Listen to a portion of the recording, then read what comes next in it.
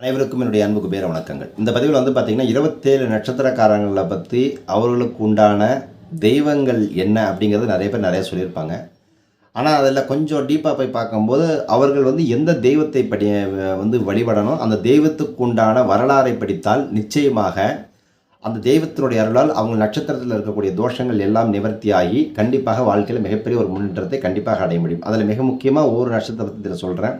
அப்போ அஸ்வினி முதல் ரேவதி வரைக்கும் பார்த்தீங்கன்னா இந்த 27 நட்சத்திரக்காரர்கள் எந்த தெய்வத்தினுடைய வரலாறை நீங்கள் படிக்கணும், எந்த தெய்வத்தை நீங்கள் பிடிச்சோம் அப்படின்னா உங்களுடைய வாழ்க்கையில் வெற்றி கிடைக்கும். இப்போ ஃபார் எக்ஸாம்பிள் உங்கள் லக்னம் விருச்சிக லக்னத்தில் போய்கிட்டு இருக்குன்னு வச்சுக்கோங்க. அப்போ விருச்சிக லக்னத்துக்கு யாரை பிடிக்கணும், அப்போ விருச்சிக லக்னத்துக்குள்ளே இருக்கக்கூடிய கிரகங்கள் நட்சத்திரங்கள் என்ன, அந்த எந்த சூரியன் எந்த சாரத்தில் போய்கிட்டு இருக்கு, அப்போ அந்த நட்சத்திரங்களுக்கு உண்டான வரலாறை எடுத்து அந்த நட்சத்திரத்துக்கு உண்டான தெய்வங்களை பிடிச்சு நம்ம வழிபட்டு வந்தோம் அப்படின்னா நம்ம தடையானது அங்கேயே விலகி நமக்கு நல்ல மாற்றம் கிடைக்கும். இவ்வளோதான், அது வெரி சிம்பிளுங்க. ஸோ இது நிறைய பேர் தெரியாது, அதை நிறைய சொல்லிக் கொடுக்கறது இல்லை. அது நிறைய விஷயங்களை இப்போ நண்பர்களுக்கு கொடுக்கணும் அப்படிங்கிறதுக்காக எடுத்து நிறைய என்னென்ன விஷயங்கள் நம்ம தேடி கொடுக்கணும் அப்படிங்கிறதுனால தான் சிம்பிளிஃபை பண்ணி நான் கொடுக்குறேன். பாருங்கள், இப்போ பொதுவாக பார்த்திங்கன்னா அஸ்வினிக்கு எடுத்தீங்க அப்படின்னு கேட்டிங்கன்னா சரஸ்வதி தேவின்னு பேர். அஸ்வினி தேவர்கள் அஸ்வமாதன் அப்படின்னு சொல்லக்கூடிய நகுலன், சகாதேவன், இந்த தேவதைகளுடைய வரலாறு இவர்கள் படிக்க வேண்டும். அதேமாதிரி பரணிக்கு பார்த்திங்கன்னா துர்கா தேவி, துரியோதனன், பகவதி, மாரியம்மன், பத்ரகாளி, இதன் வரலாறுகள் இவங்க தெரிஞ்சு வச்சுருக்கணும். கார்த்திகைக்கு பார்த்திங்கன்னா அக்னி பகவான், கார்த்திகை பெண்கள், திருவண்ணாமலை முருகன் ஜோதியினுடைய தன்மை வரலாறு இவங்க கண்டிப்பாக தெரிஞ்சு வச்சுருக்கணும். ரோகிணிக்கு பார்த்திங்கன்னா கிருஷ்ணர், பிரம்மதேவர், குருவாயூர், அதேமாதிரி உடுப்பி கோகுலம், இதன் வகை வரலாறுகள் கண்டிப்பாக இவங்க தெரிஞ்சு வச்சு இதை படிக்கும்போது அதனுடைய நட்சத்திரத்தினுடைய தன்மை ஆக்டிவேட் ஆகிடுது. மிருகஷீரிடம் பார்த்திங்கன்னா இந்த நட்சத்திரத்துக்கு அதிபதி சந்திரன். அப்போ சோமஸ்கந்தர், அதே மாதிரி சொக்கநாதர், மான்மழு சிவன், மாரீசன் வரலாறு இதெல்லாம் படிக்கிறது ரொம்ப விசேஷம். திருவாதிரைக்கு பார்த்திங்கன்னா நடராஜர், அந்த நடராஜர் பார்த்திங்கன்னா ருத்ரன், சிதம்பரம், பேரூர், லிங்கஸ்வரூப சிவஸ்தல வரலாறுகள் எல்லாம் இந்த திருவாதிரை நட்சத்திரக்காரர்கள் கண்டிப்பாக தெரிஞ்சு வச்சுருக்கணும். அதுக்கு அடுத்ததான் பார்த்திங்கன்னா புனர்பூசம் பார்த்திங்கன்னா ராமர் விருந்தினர், விஷ்ணு, குகன், வானரம் மற்றும் ராம பகவானுடைய நண்பர்களுடைய வரலாறு எல்லாம் படித்து வச்சுருக்கணும்.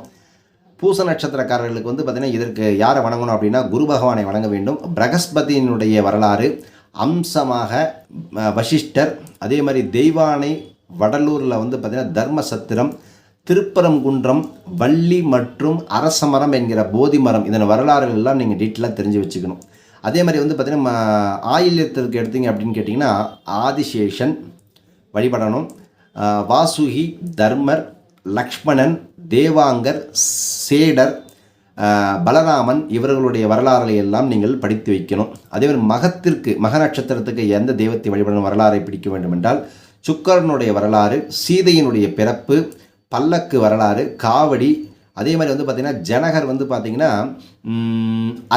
ஜனகர் அர்ச்சுனன், இவர்கள் வரலாறு கண்டிப்பாக இவங்க படித்து வச்சுருக்கணும். பூரத்திற்கு பார்த்திங்கன்னா பார்வதி தேவியை வழங்கப்படணும்.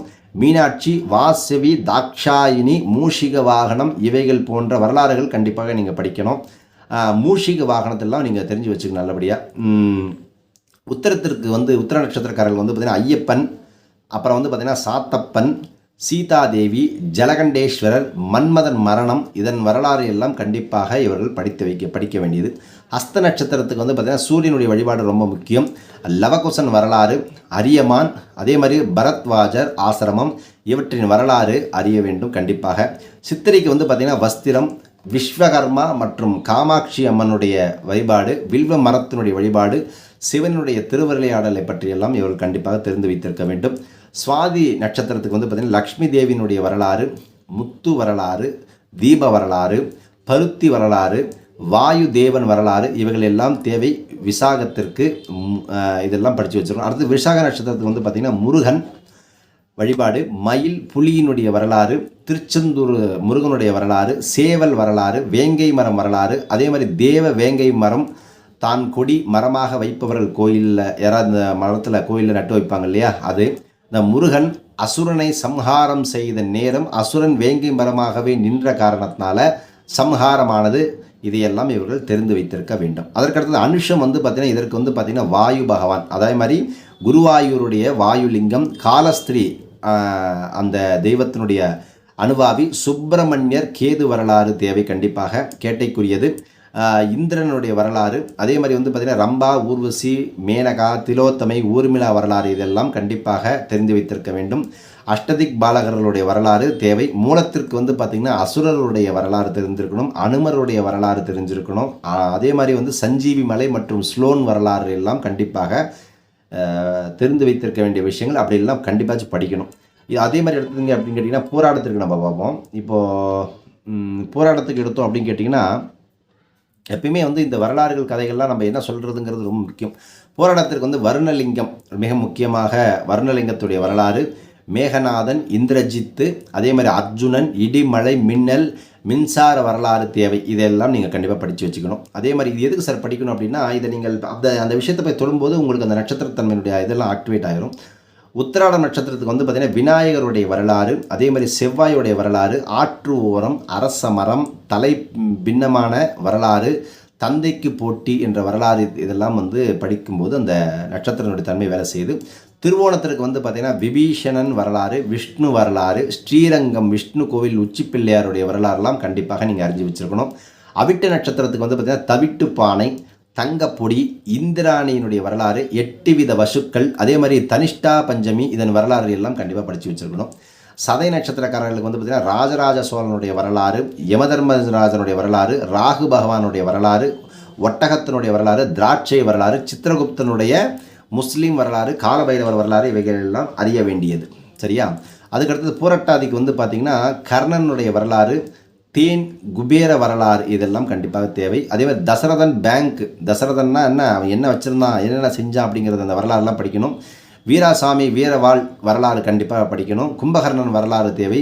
திரு அல்லது வீதியினுடைய நிலைகள் கண்டிப்பாக அறிந்து வைத்திருக்க வேண்டும். உத்திரட்டாதி நட்சத்திரத்துக்கு வந்து பாருங்கள் காமதேவனுடைய வரலாறு தேவை. அதே மாதிரி வேப்ப மரம் வரலாறு, திருப்பதி சாமியினுடைய வரலாறு கண்டிப்பாக இவர்களுக்கு தேவை. கருவேப்பிலை இலை மர விஷயம் அறியணும் இவங்க இந்த நட்சத்திரக்காரர்கள், உத்திரட்டாதி நட்சத்திரக்காரர்கள். ரேவதிக்கு எடுத்தீங்க அப்படின்னா மிக முக்கியமாக வந்து பார்த்திங்கன்னா சனி பகவானுடைய வரலாறு, அபிமன்யுவனுடைய வரலாறு, ராவணேஸ்வரனுடைய வரலாறு, தோட்டக்கலை பூச்செடி வரலாறு, ஊட்டி கார்டனுடைய வரலாறு, ராமேஸ்வரத்தினுடைய வரலாறு இவைகள் எல்லாம் தேவை.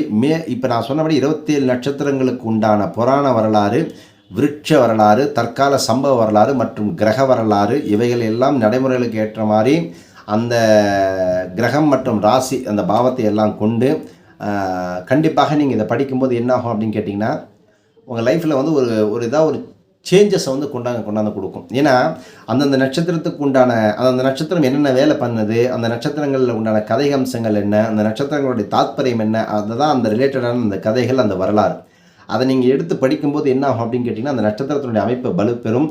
உங்கள் நட்சத்திரம் வந்து ஆக்டிவேட் ஆக ஆரம்பிக்கும். ஆக்டிவேட்னா ஒன்றுமே இல்லைங்க. ஆக்டிவேட் நினச்சிக்கிறாங்க ஏதாவது ஒன்று சுவிட்ச் போடுறது அப்படிங்கிறதுலாம் கிடையாது. ஆக்டிவேட்னா என்ன அப்படின்னா அதை சார்ந்த செயல்களை செய்யும் பொழுது அந்த நட்சத்திரமானது உங்களுக்கு சாதகமான தன்மையை வேலை செய்ய கொடுக்க ஆரம்பிச்சிடும். ஸோ இதை தான் நம்ம என்ன பண்ணுறோம், அஸ்வினி முதல் ரேவதி வரை 27 நட்சத்திரங்களுக்கு உண்டான அந்த தல வரலாறும் அந்த தல வரலாறு மட்டுமல்லாமல் வழிபட வேண்டிய தெய்வங்களையும் தெளிவாக கொடுத்துருக்கேன். ஸோ இதை நோட் பண்ணி வச்சுக்கோங்க தெளிவாக. இது எங்கேயுமே யாரும் சொல்லியிருக்க மாட்டாங்க. ஸோ இதை நோட் பண்ணி வச்சுக்கிட்டு அது கரெக்டாக அந்தந்த நட்சத்திரக்காரங்களுக்குள்ள வழிபாடுகள் அந்தந்த வரலாறையும் படிச்சுட்டு வரும்பொழுது அந்த நட்சத்திரம் வரும்போது அன்றைக்கி அதை செய்யுங்க. கண்டிப்பாக நல்ல மாற்றம் வருதா இல்லையாங்கிற நீங்கள் அடுத்த நட்சத்திரம் வரத்துக்குள்ள கண்டிப்பாக ஒரு நல்ல மாற்றம் கண்டிப்பாக உங்கள் வாழ்க்கையில் வரும். ஸோ இதெல்லாம் தெரிந்து வைக்கொள்ள வேண்டிய விஷயம். மற்றபடி உங்கள் ஜாதகத்தில் இருக்கக்கூடிய தெளிவான கண்ணோட்டம் தேவை அப்படிங்கும்போது நீங்கள் டீட்டெயில் கன்சல்டேஷன் எடுத்துக்கலாம். நற்பவி நல்லது நடக்கட்டும்.